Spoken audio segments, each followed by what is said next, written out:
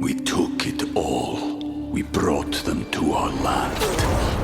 An endless night, ember hot and icy cold. The rage of the earth. We made this curse. Carved it in the blood on our backs. We did not see. We could not, but she did. And in the end... What will I become? Senua's Saga. Hellblade 2. Play it now with Game Pass.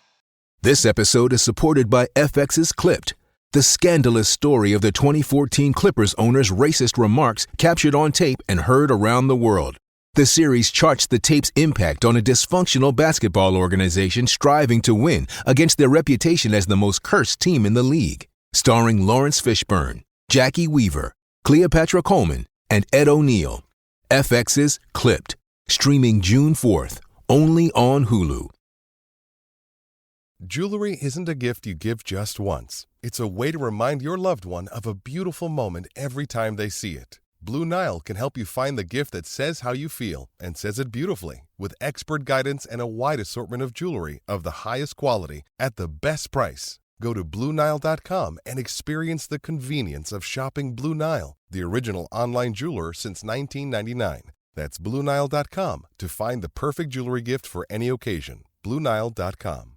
This is the story of the one. As head of maintenance at a concert hall, he knows the show must always go on. That's why he works behind the scenes, ensuring every light is working, the HVAC is humming, and his facility shines. With Grainger's supplies and solutions for every challenge he faces, plus 24/7 customer support, his venue never misses a beat. Call quickgrainger.com or just stop by. Grainger, for the ones who get it done.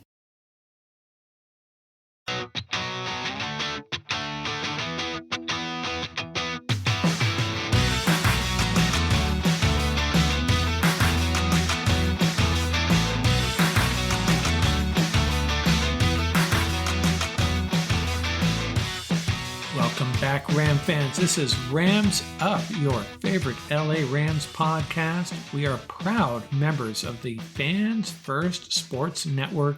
That's fansfirstsports.com. You can also follow us on YouTube. Our channel is at LA Rams Up. I'm your host, Mark. You'll hear from my co-host, Tom, on occasion as well. Hey, we're not Rams insiders. We're just longtime fans who love talking about our Los Angeles Rams. Let's get to it. Welcome back, everybody. Episode 459. Back in episode 359, we talked about a player who wore number 59, one of the great linebackers, London Fletcher, the undrafted free agent. This episode, I'm going to talk real briefly about another linebacker who wore number 59, Bob Brudzinski. Drafted out of Ohio State in the first round, number 23 overall in 1977, played for the Rams through 1980, but 2/3 of the way into that 1980 season, Brudzinski walked out and never returned, basically forced a trade. Rams moved him to the Miami Dolphins in the spring of 81. Rams got some draft picks back. One of them they used to draft another linebacker, Jim Collins. Probably should have included Brudzinski in my Rams that got away, because when he got to Miami, he had a pretty solid career there on a very good Dolphin team. Bob Brudzinski, our number 59 for the Los Angeles Rams. You know, I think I'm going to throw in a random trivia question here, a little data point I ran across as I mapped out the Rams' run to the Super Bowl this year. The Rams have had plenty of prolific running backs, and in fact, they've had 10 games where they've had two running backs break the 100-yard mark in the same game. Only one of them was in a playoff game. One time in a playoff game, two Rams running backs eclipsed 100 yards. Who were they, and what playoff game was that? Answer at the end of the episode. You know, I haven't done a player focus on Jimmy Garoppolo. I feel like we all know him really well, as we should, as he played for the 49ers all those years. And I know our roundtable guys don't have an especially high opinion on him, but I thought it would be good just to real quickly walk through his career. reacquaint ourselves with Jimmy G. And when I'm done here, I'm going to think we're all going to agree the Rams have a pretty good quarterback room between Matthew Stafford, Jimmy G, and hopefully Stetson Bennett. Not sure what he brings to the table yet, but if he's our number 3 guy, I think we're in pretty good shape. But Jimmy G, raised in Illinois, played 4 years at Eastern Illinois, completed 62.8% of his passes for over 13,000 yards and 118 TDs, 51 interceptions. So he chucked the ball around a lot there. And he really improved each year, had 1,600 yards his freshman year, 2,600 yards his sophomore year, then 3,800 yards, and then over 5,000 yards his senior year.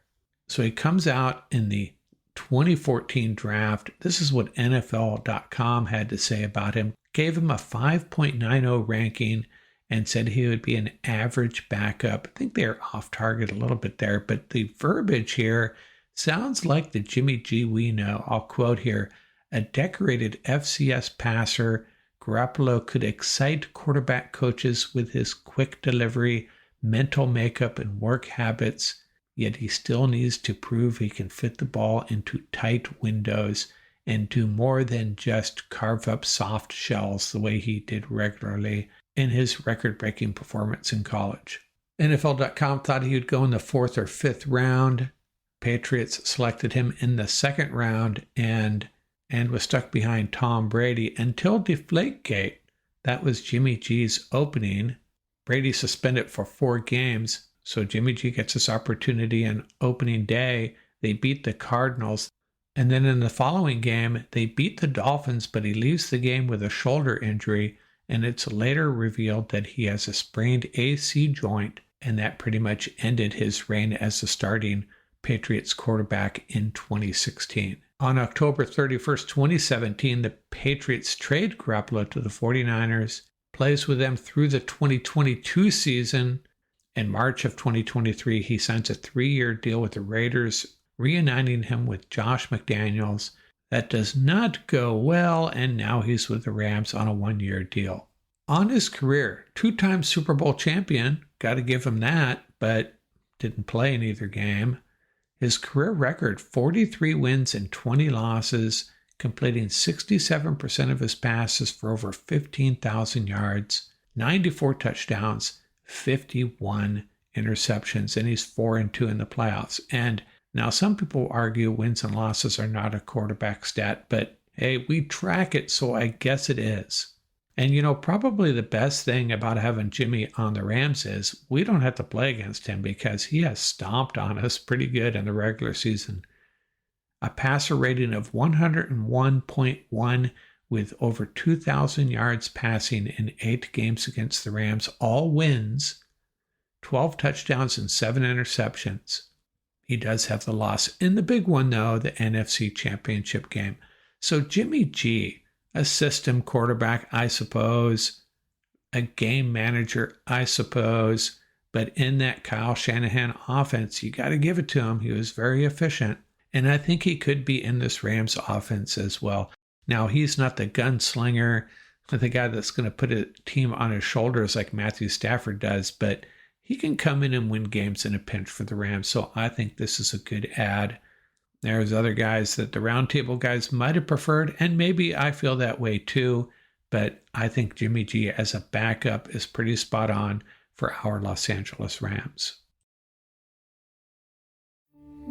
We took it all. We brought them to our land. An endless night, ember hot and icy cold. The rage of the earth. We made this curse. Carved it in the blood on our backs. We did not see. We could not, but she did. And in the end... What will I become? Senua's Saga. Hellblade 2. Play it now with Game Pass. Get through some Rams news and notes here. Jared Verse signs on the dotted line. All of the Rams draft picks under contract now. Saw the press conference with Stetson Bennett, not sharing many details about his, I'm going to call it a sabbatical, but seems to be pointed in the right direction. Chris Shula talking extensively about Darius Williams and how he was mentored by Aqib Talib and Marcus Peters, and D. Will is paying it forward, mentoring the Rams' younger cornerbacks. And Shula also mentioning that, man, the energy on the field with this defense is through the roof, and quoting here, can't have a bad defensive practice when you have great energy. So that's a good sign. They also had Mike LaFleur up there, and he talked extensively about Jordan Whittington and what an advantage it is to have Cooper Kupp and Puka Nacua and Coach Ryan Yarborough all mentoring him, coaching him up. And the best sign is LaFleur saying that Whittington is taking his classwork and putting it on display on the field. I think we have a winner in Jordan Whittington. LaFleur also talked about Steve Avila playing center. A lot of people concerned about the added responsibilities of the second-year player, and LaFleur pointing out it's not all on Avila. It's an entire team effort with that offensive line. Some extra responsibilities as far as communication on Avila for sure, but he is not going to succeed or fail on his own. It's going to be those guys to his left and right as well. I think our offensive line is going to be fine. And LaFleur kind of stating the obvious. Stetson Bennett will be counted on as the backup weeks 1 and 2. Maybe a month ago, I thought the Rams might bring in someone, but how do you do that? Who's going to want to join this team? A veteran quarterback, a guy that you can count on, knowing that they're probably not going to be around after 2 games. LaFleur also talking about Blake Corum, calling him a grown dude. And, that's what the Rams have done here the last couple of drafts, drafting really mature players that are ready to work hard, not a lot of pressure on them. LaFleur telling these guys just work hard, do the right thing, and play as well as you can, and we'll see where the chips fall. Blake Corum, just another one of these guys with those characteristics. NFL writer Albert Breer making an argument for the Rams to sign Justin Simmons, the safety, saying he would be a good fit as a back-end safety for the Rams, keeping Jason Taylor and Tanner Ingle deep on the depth chart and maybe putting Russ East on the bench a little bit. And it got me thinking about the Rams salary cap situation, because a lot of these writers, I can't speak for Breer, but they don't really take that into account. And you kind of have to.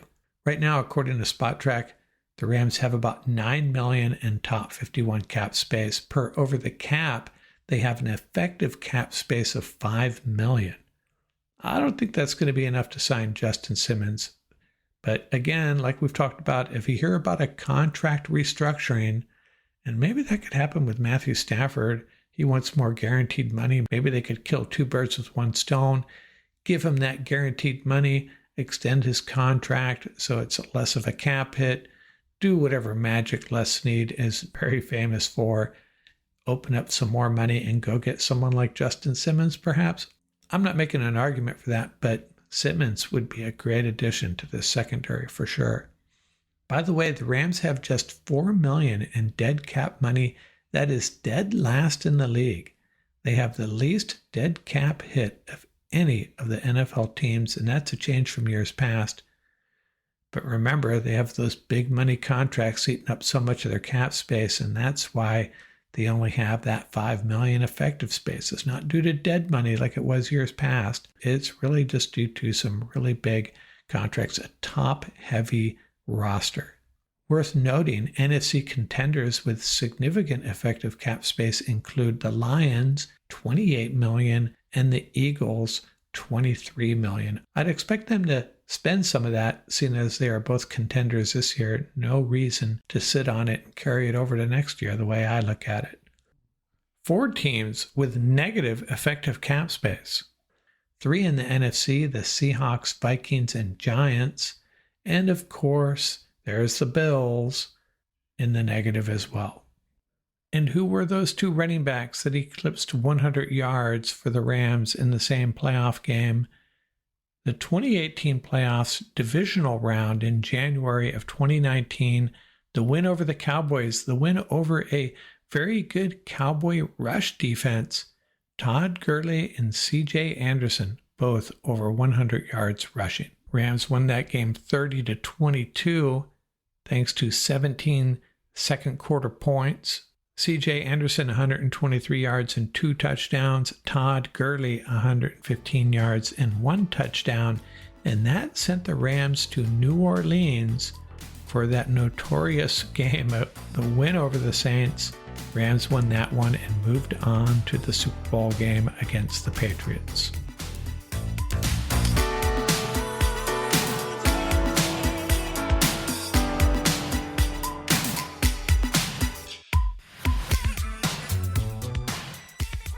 That's going to do it for this episode. Remember, you can reach us at ramsuppodcast@gmail.com. And don't forget about our YouTube channel. Our handle is at laramsup.com. Till next time, keep the horns up, stay safe, and have fun out there.